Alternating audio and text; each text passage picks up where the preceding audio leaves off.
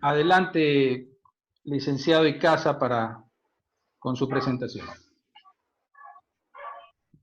Listo. Bueno, les agradezco mucho por estar aquí. Vamos a empezar entonces con un poco del tema de las recomendaciones en estas guías. Yo voy a hablar de las de Aspen, mi compañero va a hablar de las de Espen, y al final vamos a hacer digamos, un resumen o una comparación entre estas dos guías. Que obviamente no son las únicas guías que existen, hay otras guías que también eh, se han publicado, pero estas son de las más completas que se van a poder encontrar, sobre todo en el ámbito clínico, que es muy importante en estos momentos con todos estos pacientes que están presentando tanto los síntomas como las complicaciones de la enfermedad. Entonces, eh, esta guía obviamente fue realizada hace muy poco tiempo. Empezamos entonces eh, con una breve introducción de por qué la nutrición es un componente tan esencial en el apoyo de UCI, porque sabemos muchas veces que para muchas patologías, digámoslo así, de una complejidad media a alta, se necesita muchas veces un soporte nutricional. Entonces, aquí empiezan clasificando dónde debería hacer ese aporte, dónde debería empezar a aportar la nutrición. Y obviamente esto es algo que siempre la persona debería mantener un estado nutricional bueno, pero muchas veces no es el caso. Entonces, llegan a veces pacientes ya con una desnutrición previa a la enfermedad y obviamente eso es un agravante al momento ya de que la persona se enferma y tiene estas complicaciones. Entonces, la enfermedad crítica se la clasifica en unas fases. Tenemos la aguda temprana, la aguda tardía y la post-aguda. Entonces, aquí, ¿qué es lo que pasa? Hablamos un poco del tema de cómo reacciona el metabolismo de la persona ante esta enfermedad. Mucho se compara, por ejemplo, una persona que tiene un metabolismo muy acelerado, específicamente hablando del catabolismo, por ejemplo, en pacientes con cáncer. Entonces, eh, esta condición donde normalmente hay un equilibrio entre el catabolismo y anabolismo, se magnifica muchísimo más el catabolismo. En términos sencillos, esto quiere decir que se está destruyendo más tejido del que se está reparando o del que se está construyendo. Esto obviamente con el principio básico que tiene el cuerpo de, digamos, mantener la vida, porque eso es lo que hace el cuerpo, mantener la vida del individuo, sacrificando ciertos tejidos, muchas veces la masa muscular se ve sacrificada, entonces vemos pacientes que poco a poco llegan no solo a una deuda energética, sino también a una deuda proteica. Entonces, eh, lo que dice muchas veces es que el balance de estos aminoácidos que componen muchas veces el músculo se va viendo afectado, ¿ya? Y o sea, se va produciendo una sarcopenia. Hay pacientes, como les decía, que ya podría ser que la vengan sosteniendo desde tiempo antes a la enfermedad, o hay pacientes que por la enfermedad, por la inanición, por la falta de apetito, eh, no solo se descompensan en la parte de la energía que ellos no tienen, sino también en la parte proteica. Entonces, esto muchas veces se traduce como una respuesta inflamatoria y en el peor de los casos, afecta ya a todos los órganos y obviamente eso puede repercutir en la salud total del individuo, creando ya una condición bastante grave. Entonces, para pasar rápidamente a esta parte, hay una atención, digamos, grupal. Obviamente estamos hablando en condiciones en las que todo el mundo se ve afectado, como estas son las guías americanas, hablan mucho de recomendaciones del CDC, que es Centro de Control de Enfermedades, por sus siglas en inglés, y obviamente hay que tener mucho en cuenta qué es lo que nos dicen nuestras autoridades.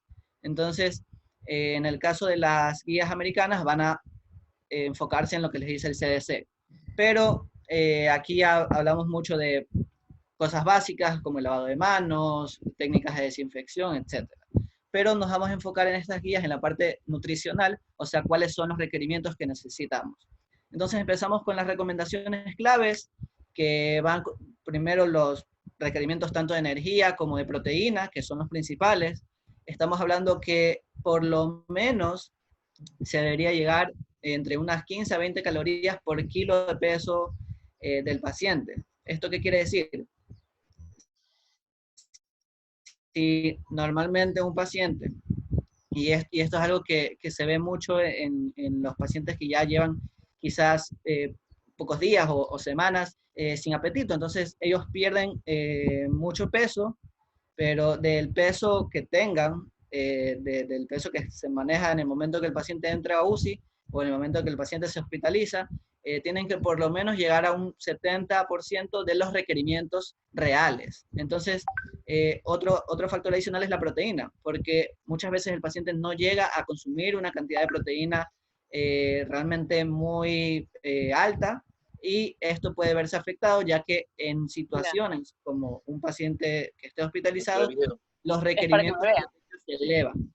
Entonces, es importante, digamos, de cierta forma compensar eso.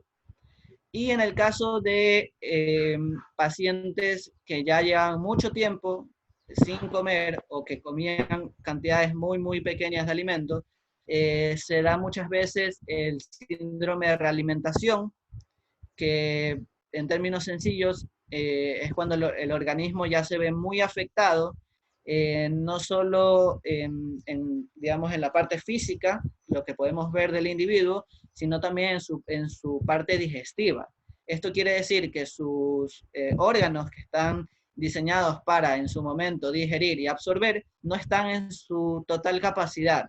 Los enterocitos, que son las células encargadas para absorber, no están en la cantidad y obviamente calidad de células como para, digamos, introducir una alimentación que sea de todo el requerimiento que la persona necesita. Entonces hay que manejar mucho el tema de que si la persona está con este síndrome de realimentación, y eso se da cuando la persona ha estado mucho tiempo sin comer, entonces tenemos que ir escalando poco a poco, con un 25%, y se utilizan muchas veces fórmulas que estén predigeridas, hidrolizadas, que sirve bastante como alguna de las fórmulas que da el laboratorio, como Gelatein o ProSource, que son fórmulas hidrolizadas que sirven mucho, no solo por el hecho de que estén hidrolizadas, sino porque en poco volumen dan una alta cantidad de proteína. Entonces, es algo que les puede servir bastante. De ahí tenemos como siguientes recomendaciones que deben empezar la nutrición enteral de forma rápida. Ya, la idea es lo más pronto posible empezar esa nutrición enteral. ¿Qué quiere decir esto? Va a depender mucho del paciente, obviamente esto es algo que se debe manejar como todo en la nutrición, que debe ser por paciente cada caso aislado, pero se da un estimado de que debe empezar en las primeras 24, 36 horas de la admisión de la UCI, y en el caso de pacientes entubados, en las primeras 12 horas. Entonces, algo que tiene que ser, digamos, bien visto, es el hecho de preferir la nutrición enteral sobre la parenteral. Quizás hay muchos mitos o a veces temor de dar, pero hay un dicho en nutrición que si es que tú tienes una parte del organismo, sobre todo de la parte digestiva, funcionando, tienes que utilizarla. Es lo mejor que puedes hacer, porque entre más tiempo pase sin utilizarse, va a ser más perjudicial para la persona. Entonces, lo ideal es que empieces lo más pronto posible con esa nutrición enteral. Y ahí tenemos recomendaciones 4 y 5. Se puede comenzar con fórmulas de unas calorías normocalóricas, pero hiperproteicas.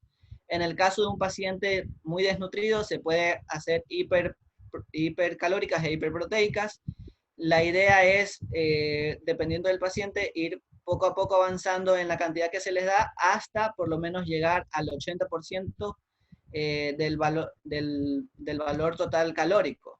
Entonces, eso en una semana se debería llegar a poder realizar. Y mantener algo importante que se debe mantener muchas veces es el tema de que si yo le estoy dando una fórmula, bueno, hay a veces la curiosidad o intentar de evaluar cuáles son los residuos, pero estas guías recomiendan muchas veces que no se esté evaluando de forma constante los residuos, porque al estar hablando de una enfermedad en la cual hay mucho contagio, esta evaluación de los residuos puede ser un foco más de contagio. Entonces, la idea es más bien no evaluar eso específicamente para evitar estos contagios, ¿sí? Y que ese personal médico no esté tan, no cerca del paciente, pero tan expuesto a un contagio sin ser necesario, ¿sí? De ahí vamos rápidamente. La recomendación número 6, tenemos que la nutrición enteral tiene que ser preferida, ya estamos hablando de eso, ¿verdad? Pero en el caso de que el paciente realmente no pueda utilizar, digamos, sus propias manos y la comida o el suplemento, se tiene que utilizar una sonda. ¿Dónde debería ser localizada la sonda? Lo ideal es que sea localizada en la parte del estómago, ya que si este está funcionando normalmente, debería ser este el lugar de preferencia. A otras opciones que serían colocar una sonda ya postpilórica, que ya va hacia la parte del intestino delgado, y obviamente sería un poco más complicado, se encuentra funcionando de recta. Entonces, vuelvo al dicho que les comenté anteriormente, si hay algo del organismo que está funcionando, tengo que utilizarlo. Entonces, la idea es que se le dé, digamos, de cierta forma al paciente, midiendo cuál es la reacción del paciente, si es que no hay algún efecto secundario, si no hay una diarrea, si el paciente no tiene algún otro efecto no deseado, entonces se sigue. Y vuelvo y repito, utilizar siempre lo que más se puede del tracto gastrointestinal. Bueno, de ahí vamos a las recomendaciones 7 y 8. ¿Cuándo debe realizarse? Cuando la opción de alimentación gástrica no sea una opción. O sea, el paciente realmente no está reaccionando bien a la alimentación, no tolera. Estamos hablando de pacientes que por más que le metí la sonda, no la tolera. Cambio quizás ya no gástrica, sino intento meter el intestino, pero sigue sin tolerar. Solo en esos casos, cuando el paciente realmente no tolera esta nutrición enteral, ahí se cambia a una nutrición parenteral. Son normalmente las mismas guías que se utilizan en pacientes complicados en UCI, donde el paciente debería preferir es esa parte, la parte de la nutrición enteral, pero si no se puede, se tiene que cambiar a una nutrición parenteral, o en su caso, nutrición mixta, en la cual utilizan una parte parenteral y una parte enteral, para por lo menos llegar a una cantidad de calorías 8, limitar los lípidos de aceite de soya, sobre todo la primera semana. Esto con una relación especial de que hay ciertos lípidos, sobre todo de semillas o de leguminosas que pueden ser proinflamatorios en el caso de usarse, y en estos pacientes no es lo más recomendable. Entonces, se puede utilizar otros tipos de triglicéridos en el curso, por ejemplo, en el uso parenteral, pero evitar este tipo de grasas, que si bien es cierto, nos van a dar en pocos volúmenes grandes aportes de energía, y puede ser que el paciente lo necesite, pero hay que también ver qué calidad de grasa le estoy dando, y si es una grasa proinflamatoria y el paciente ya tiene todas estas enfermedades, entonces obviamente no va a ser lo más ideal. Bueno, de ahí tenemos la recomendación número 9, de donde habla un poco de la parte de cómo posicionar al paciente para darle la correcta nutrición. Aquí estamos hablando de pacientes que muchas veces están alimentándose con una sonda o con nutrición parenteral o nutrición mixta, y para evitar la bronco... Hola. Sí, ¿Sí se sigue broncoaspiración. viendo las diapositivas? Sí, estamos en la clave 9. Ya, perfecto. Entonces, para evitar broncoaspiración, se tiene Estamos, que poner al paciente de cúbito prono. ¿Esto qué quiere decir? Es cuando se ve al paciente con su cara y con su cuerpo mirando hacia arriba, sobre su cuerpo, ya, o sea, mirando hacia abajo de la cama. Obviamente con una leve inclinación de la cabeza y con una inclinación también de la cama entre 10 a 25 grados. Entonces, esta debería ser la posición ideal en el caso de querer evitar broncoaspiración. Y por último tenemos la recomendación clave número 10, que ya se da un poco en casos, bueno, casos específicos, donde el paciente ya ha tenido varias complicaciones, empieza a tener una complicación ya a nivel de sus pulmones, y es el uso de la oxigenación por membrana extracorpórea, donde se está intentando alimentar al paciente, pero es un poco complicado por justamente el tema de que su respiración y sus pulmones no están realmente trabajando como deberían. Y lo que hacen básicamente es conectarlo a una máquina que hace el mismo trabajo que haría el pulmón: oxigenar la sangre, ¿verdad? Y devolvérsela al cuerpo ya oxigenada. Entonces, esto es algo que no va a ser, obviamente, mucho tiempo, es algo que sería por poco tiempo, pero el tiempo suficiente para empezar a avanzar durante una semana,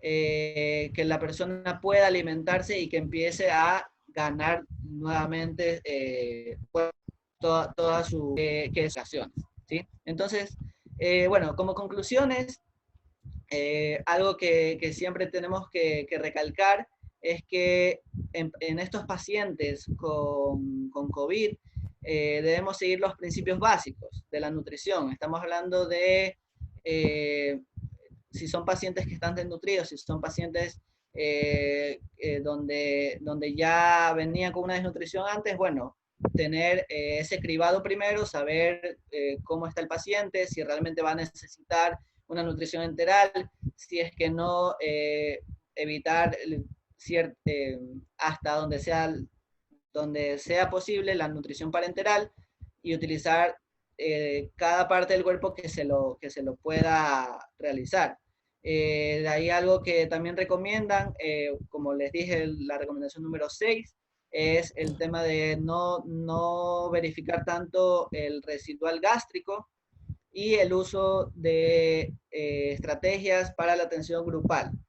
Entonces, hay algo que se tiene que tener mucho en cuenta, que no estamos hablando de una situación en la que hay muchos profesionales ni muchos equipos, entonces también se tiene que tener en cuenta que no a todos los pacientes se les va a poner un respirador, no a todos los pacientes se les va a poner equipos, porque no va a haber toda esta cantidad de equipos y de profesionales para la cantidad de infectados. Entonces, siempre es bueno tener, digamos, ese cribado bien hecho para evitar justamente el tema de no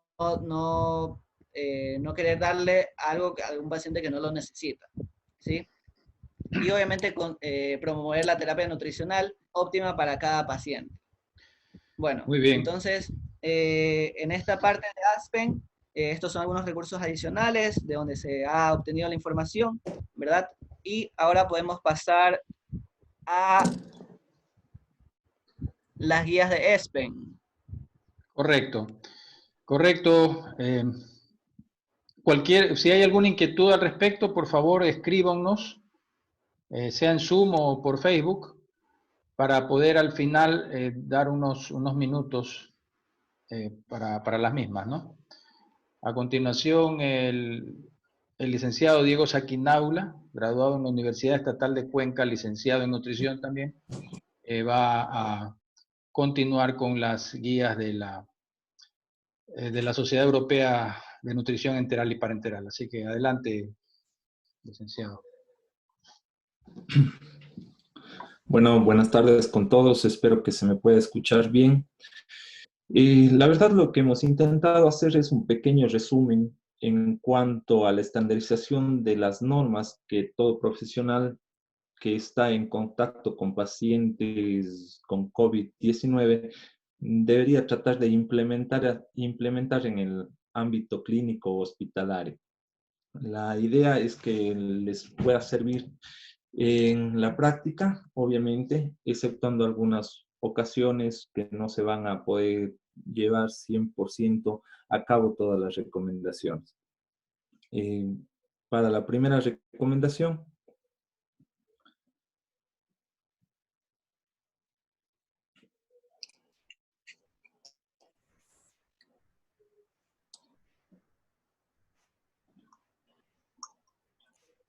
Podemos pasar a la diapositiva, José Andrés.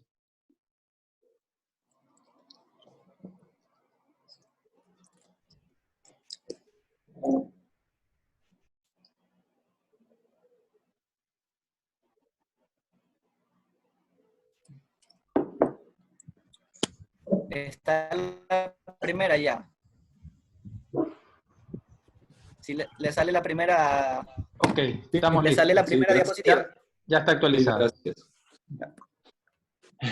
A ver, la primera recomendación que tienen estas guías o lo primero que mencionan es que se debe hacer una identificación temprana del riesgo nutricional, sobre todo en aquellos pacientes que tienen en sí ya un mayor riesgo, siendo adultos mayores, pacientes polimórbidos o problemas respiratorios. En ellos se debe dar un énfasis adicional o se debe tener una especial consideración, considerarlos ya dentro de un riesgo nutricional. Ahora, lo interesante de estas guías aquí es que mencionan dos cribados nutricionales que se pueden utilizar. Ustedes pueden buscar lo que es el NRS 2002, siglas para diagnóstico nutricional temprano, para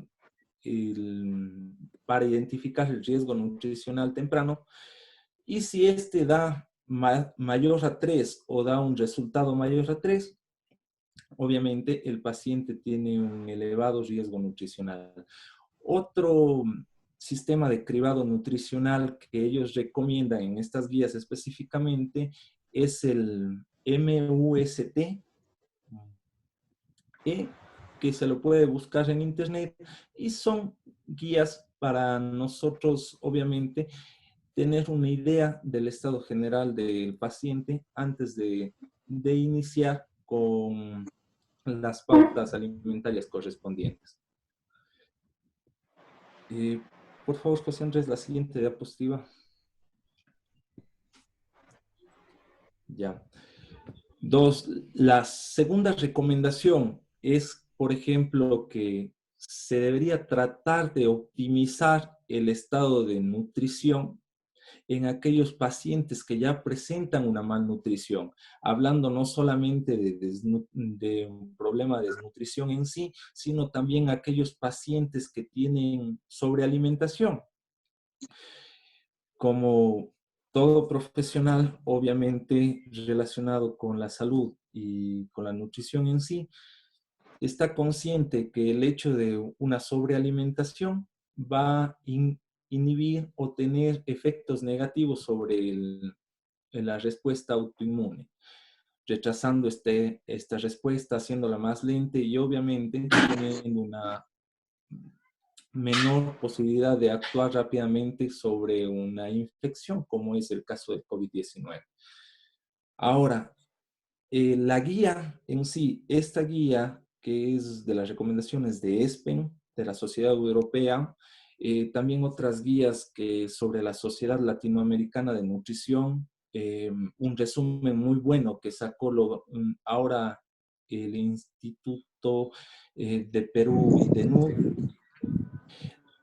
llegan a las conclusiones que la mejor opción es para determinar los requerimientos nutricionales es la calorimetría indirecta, pero siendo conscientes en varios hospitales o en varios lugares no se va a poder hacer.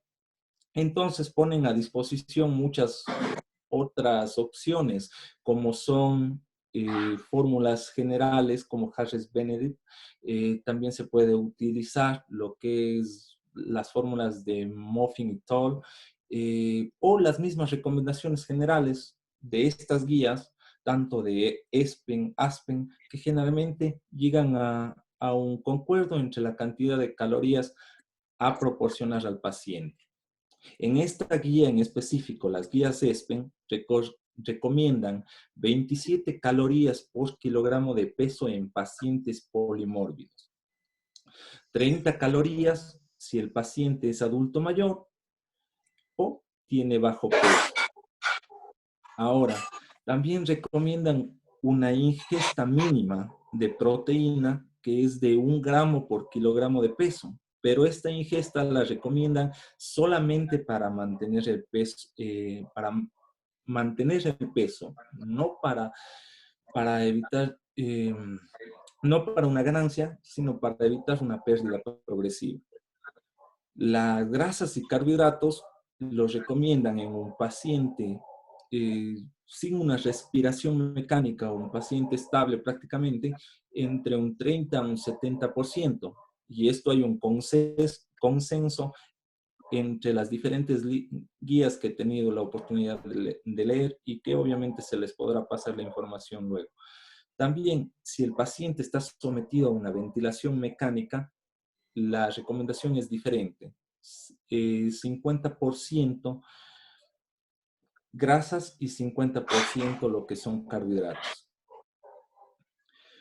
Obviamente tenemos que tener en cuenta que todas estas recomendaciones deben ser ajustadas a las necesidades específicas de cada paciente o a las enfermedades de base que pudieran tener, como una diabetes, con una hipertensión, en fin, o una desnutrición preexistente. La siguiente recomendación, por favor. Sí, sigamos, estamos ya como con el tiempo. Al final de la presentación vamos a presentar, vamos a justamente a colocar las semejanzas y las diferencias entre ambas de las recomendaciones de ambas sociedades, ¿no? Entonces, vamos con la siguiente.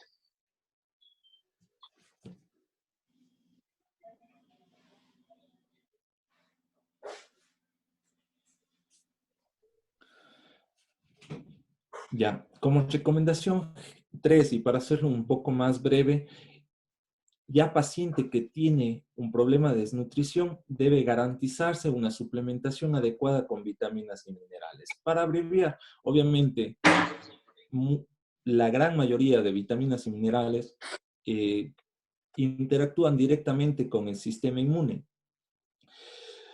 Entre las vitaminas que se debe tener especial consideración son la vitamina D, A, la vitamina C, E, entre otras. Y también en los minerales, sobre todo selenio, cobre, zinc, hierro, que obviamente después vamos a hacer una comparación.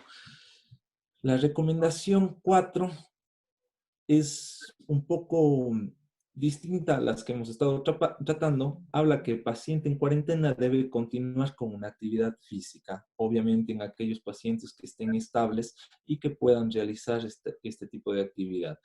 Si se va a realizar la actividad física pasando un día, lo recomiendan a 1 hora diaria, y si se lo hace todos los días, un mínimo de 30 minutos. Por favor, la siguiente diapositiva.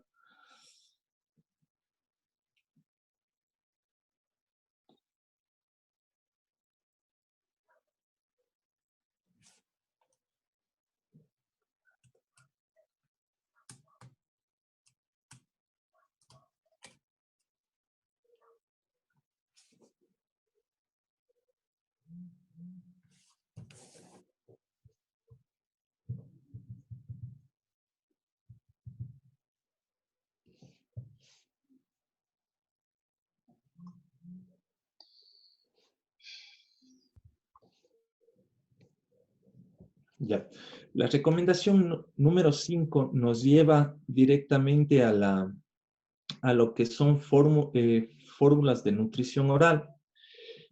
¿Sí? La recomendación nos dice que siempre que sea posible, se debe tratar de satisfacer las necesidades del paciente mediante una fórmula de nutrición oral. Obviamente, cuando las otras opciones, como el asesoramiento nutricional o el haber utilizado enriquecimiento de ciertos nutrientes o alimentos, no cubran las necesidades del paciente, se tiene ya que utilizar una fórmula de nutrición oral de una manera temprana. Aquí nos da una recomendación general que la fórmula debe aportar un mínimo de lo que son 400 kilocalorías día, incluyendo 30 gramos de proteína. También recomienda que se debe prolongar la suplementación por lo menos por un mes y continuarla también en la casa de ser posible, con una revisión o una adecuación de esta suplementación una vez por mes. La ruta que se debe preferir o la opción principal es la vía oral. Un lapso de tiempo en que ellos nos mencionan que se debe comenzar entre 24 a 48 horas, que se ha notado que no se cubren las recomendaciones nutricionales o que no se llega a la cantidad, al valor calórico total del paciente, no se cubre la ingesta. 24 a 48 horas ya debemos comenzar con una suplementación. Y como ustedes pueden ver, nosotros también trabajamos con diferentes opciones, sobre todo módulos de proteína, que nos van a ayudar, obviamente, a complementar la alimentación de estos pacientes en varias presentaciones y en varias opciones para facilitar mucho la administración y la tolerabilidad. José Andrés, ¿me puede ayudar con la siguiente diapositiva, por favor?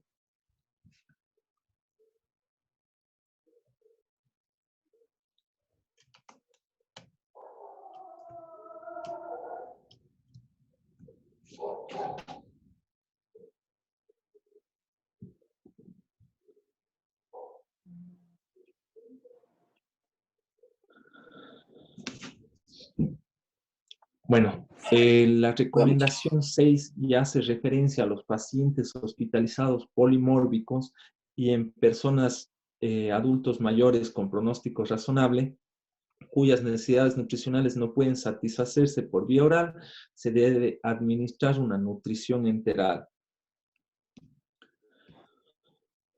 Aquí lo que nos hace referencia o lo que siempre insisten es que se debe considerar que si todas las opciones anteriores, como suplementos nutricionales orales, como enriquecer la alimentación, en fin, han fracasado, o si el paciente lleva más de 3 días sin una ingesta de alimentos, o lleva más de una semana sin lo que es, sin cubrir el 50% de su ingesta necesaria, se debe considerar ya lo que es la nutrición enteral. La recomendación número 7, en cambio, nos habla de los pacientes en UCI con COVID-19.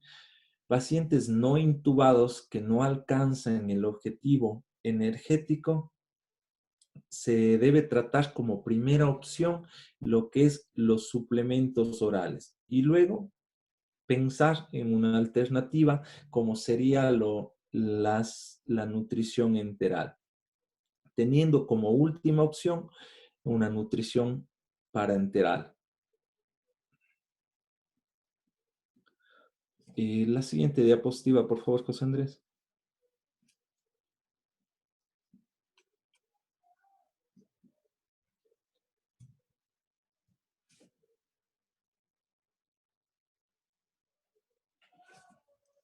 Ya.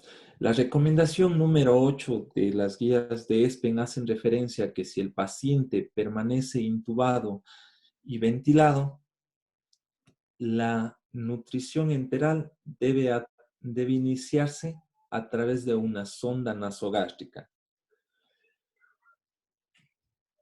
Además, nos dice que la alimentación postpilórica debe realizarse en pacientes con intolerancia gástrica después de haber intentado varias opciones como un tratamiento procinético o en pacientes con alto riesgo de aspiración.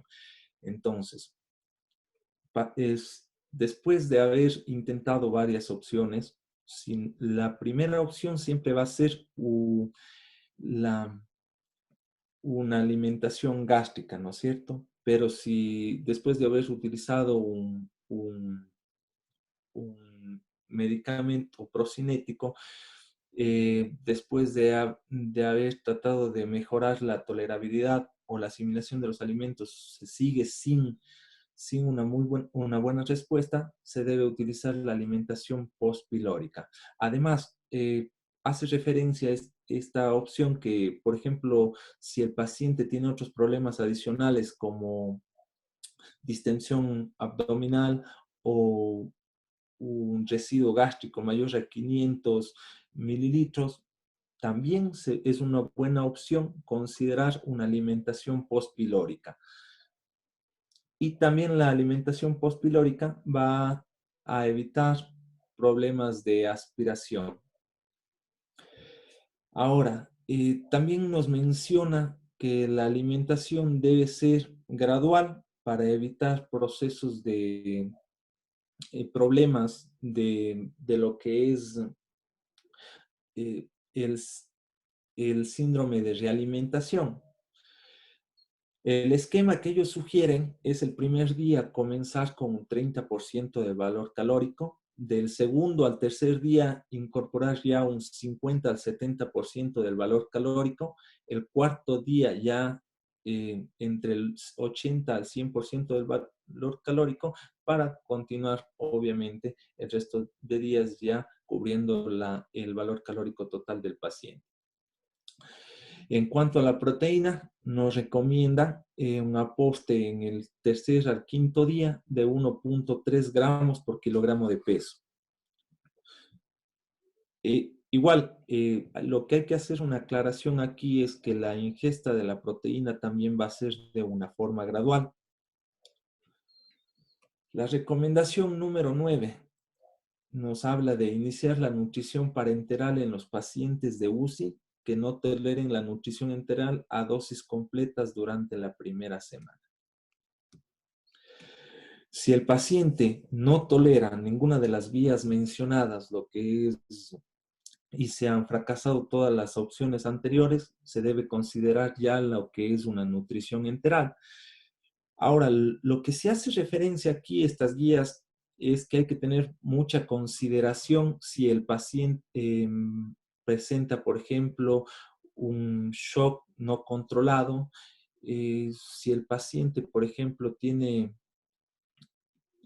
problemas hemodinámicos, si el paciente tiene lo que es hipoxia, hipercapnia, una acidosis. Entonces, en esos tipos de pacientes, en esos casos vamos a tener una especial consideración y está contraindicado empezar este tipo de alimentación. Ya. La siguiente, José Andrés, ya para finalizar.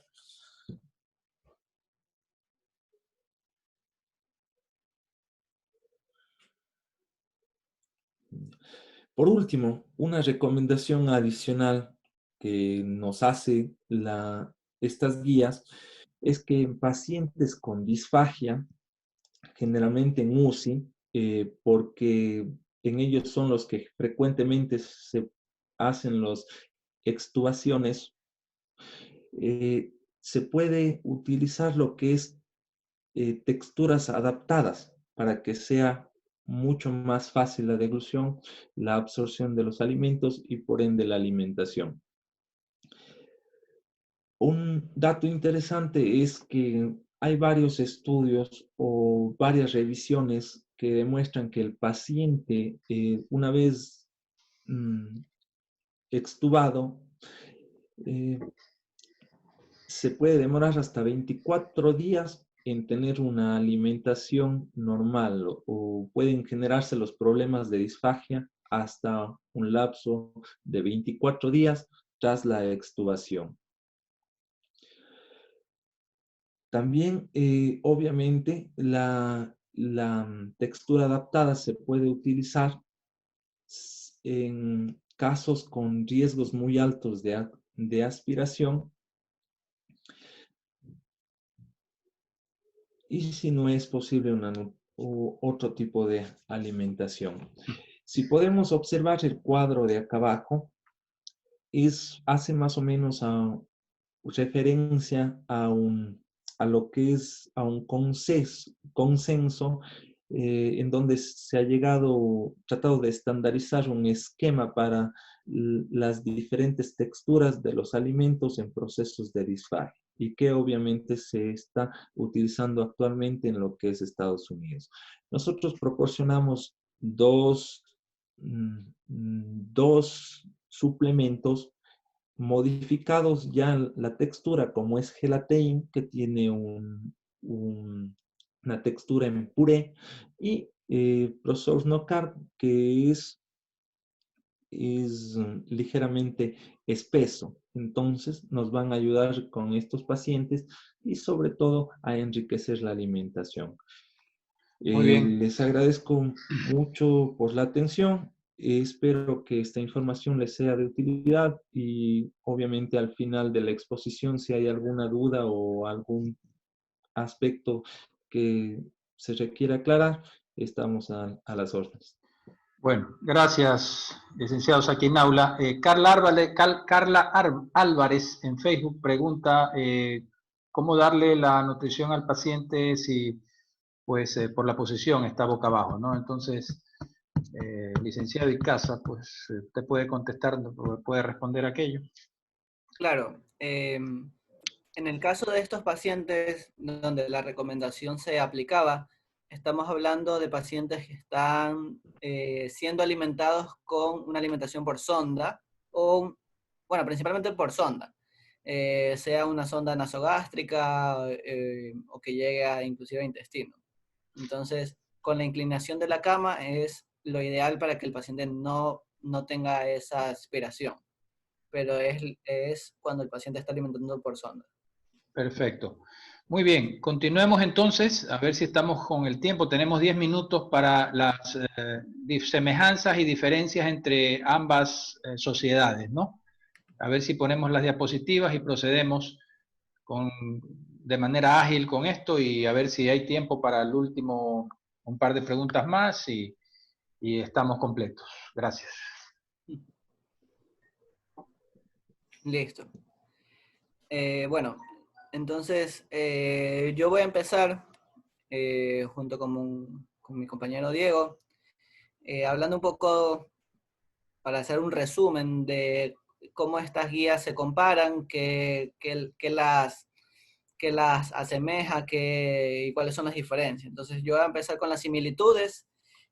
Aquí están enlistadas, ¿sí? Pero vamos a ver cada una un poquito más detallada. Entonces, Sí, ágilmente. ya, entonces debe realizarse, recuerda que estas son las similitudes, entonces ambas guías las están diciendo que debe realizarse tempranamente una identificación del paciente. Estamos hablando del cribado, básicamente, o sea, saber si realmente un paciente necesita una atención o no, si necesita un tratamiento o no, si necesita nutrición enteral, parenteral o no, y de esa forma, entonces cribar a los pacientes, eso es lo primero. De ahí seguimos con cuando los suplementos nutricionales deben usarse siempre que sea posible, cuando las necesidades de los pacientes lo requieran. Entonces, si es un paciente que está relativamente estable y necesita un poco más de calorías o proteínas, se le debería dar en un suplemento donde se va a asegurar de una manera mucho más rápida la absorción y de forma también de que si yo le doy una X cantidad, yo sé por el suplemento qué cantidad le estoy dando de proteína, qué cantidad le estoy dando de calorías, y de esa forma tengo un mejor control. Y lo que recalcábamos mucho es la ruta oral debe preferirse siempre que sea posible. Entonces, eso siempre debe de mantenerse y está en las dos guías. Algo muy importante es tratar de comenzar el soporte de nutrición lo más temprano posible. No solo en estas guías, sino en general hay mucha evidencia científica que apunta a que si el tratamiento comienza mucho más temprano, la persona tiene más posibilidades de salir de esa complicación sin tener que pasar mucho tiempo en UCI y bueno, todo lo que esto implica, ¿verdad? De ahí, en el caso de que el paciente no pueda consumir vía oral, sino que necesita una nutrición enteral por una sonda, por ejemplo, entonces necesita de preferencia que sea una nutrición gástrica antes que una postpilórica. Eso también lo dicen ambas guías. La nutrición parenteral debe darse solo cuando la nutrición enteral no sea una opción viable. Entonces, agotando todas las instancias, no solo por un tema de que les hablaba de que si el organismo está funcionando debe utilizarse, y también hasta el tema económico, porque la nutrición enteral siempre va a ser más económica que la nutrición parenteral. Bueno, de ahí tenemos el proceso de la alimentación, debe realizarse de una manera progresiva para evitar problemas del síndrome de realimentación. Entonces, hay muchas fórmulas que facilitan esto, bajos volúmenes, grandes cantidades de proteína, por ejemplo. Algunos ejemplos ya los hemos nombrado aquí. Y bueno, esas serían las similitudes. Vamos ahora con las diferencias, que nos va a ayudar nuestro compañero Diego. Ya. No sé si me sale solo a mí, pero está como que muy grande la diapositiva. No sé si le puedes mermar el tamaño, por favor. Muy grande. Y Ahí. está mejor un...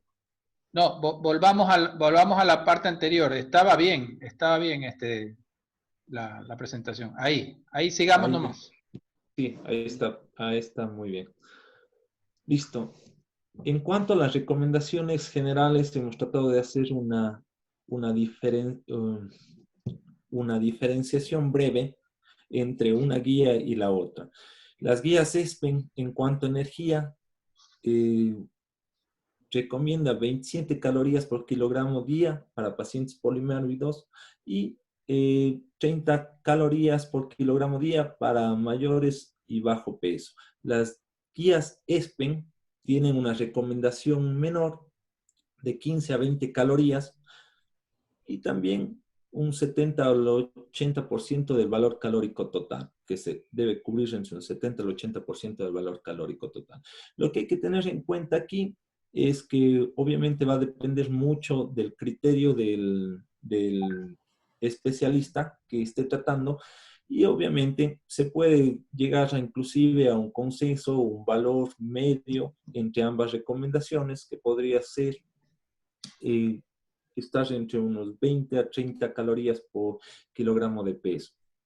La proteína, en las guías ESPEN, solo para mantenimiento recomiendan 1 gramo por kilogramo de peso, y en las guías ASPEN ya recomiendan entre 1.2 a 2 gramos de kilocalorías por día. Obviamente va a depender mucho del paciente, inclusive en otras guías como guías de la Sociedad Latinoamericana de Nutrición. Si el paciente, por ejemplo, tiene obesidad, sobrepeso, obesidad, inclusive la recomendación de proteína la incrementa. Entonces, todas estas recomendaciones, para no reiterar mucho en el tema, van a depender mucho del estado del paciente, de las patologías que podría presentar anterior a la enfermedad por COVID-19. Y las grasas y carbohidratos, en general, del 30 al 70% paciente estable, y un 50 si el paciente se encuentra con procesos de ventilación mecánica. La siguiente, por favor. Las guías ESPEN incluyen como recomendación general para paciente lo que es la actividad física. Y obviamente que los sujetos con desnutrición en sí ya se debe garantizar lo que es la suplementación con vitaminas y minerales. La siguiente diapositiva, por favor. Ya. Otra diferencia entre ellos es, por ejemplo, que las guías ESPEN recomiendan un suplemento nutricional oral que aporte 400 kilocalorías por día, como incluyendo unos 30 gramos de proteína al día. 400 kilocalorías y 30 gramos de proteína al día. Las guías ASPEN recomiendan lo que es que la fórmula sea isotónica, hiperproteica, y que cubra una caloría por mililitro, lo que nos va a ayudar a cubrir un 80% del valor calórico total a la semana. Aquí igual va a depender mucho del criterio del profesional. Inclusive en otras guías recomiendan que se dé 18 gramos de proteína por toma. Bueno, en esta diapositiva también las guías ESPEN recomiendan que se debe tratar de considerar como primera opción los suplementos nutricionales orales. Una observación que no se menciona mucho en las guías ASPEN. Y obviamente que estos suplementos estén modificados en cuanto a su textura en lo que son pacientes con problemas de disfagia. Siguiente. Las guías ESPEN recomiendan una mayor utilización de suplementos que las ASPEN. Y lo que vemos acá también es que las guías ASPEN hablan sobre el uso de la oxigenación por medio de membrana extracorpórea, lo que no se menciona mucho en las guías ESPEN. Son pequeñas diferencias, pero que pueden ayudar a complementar una guía con la otra. Esto, como explicó José Andrés, va a ser la oxigenación de la sangre a través de una máquina que va a ayudar a tener un mejor soporte del paciente. La siguiente diapositiva, por favor. Otro aspecto interesante que se recomienda en las guías ASPEN es la posición, que se mantenga en una posición de cúbito prono y con una elevación de 10 a 25 grados, Okay. Mientras las guías ESPEN no lo hacen. Siguiente.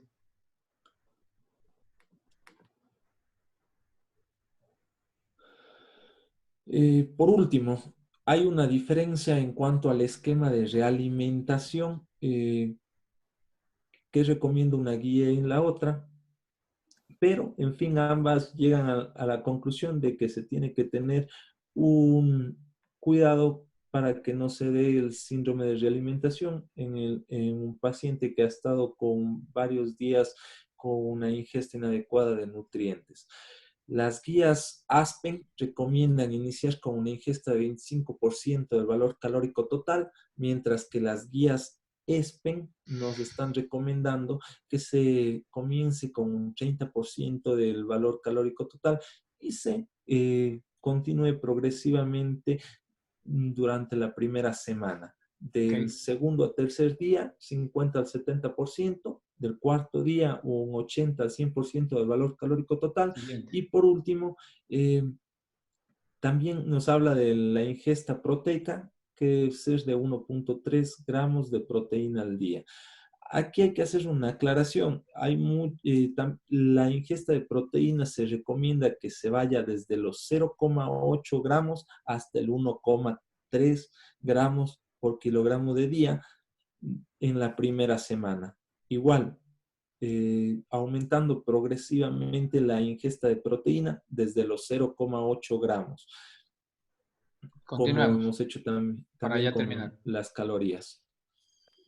La siguiente diapositiva, por favor. Ya. Bueno, gracias por haberme escuchado. Bueno, muchísimas gracias. Finalicemos muy rápidamente con una pregunta de Norma Figueroa desde Facebook, que estos pacientes que al inicio tienen riesgo de síndrome de realimentación, ¿cuánto de tiamina se debería administrar?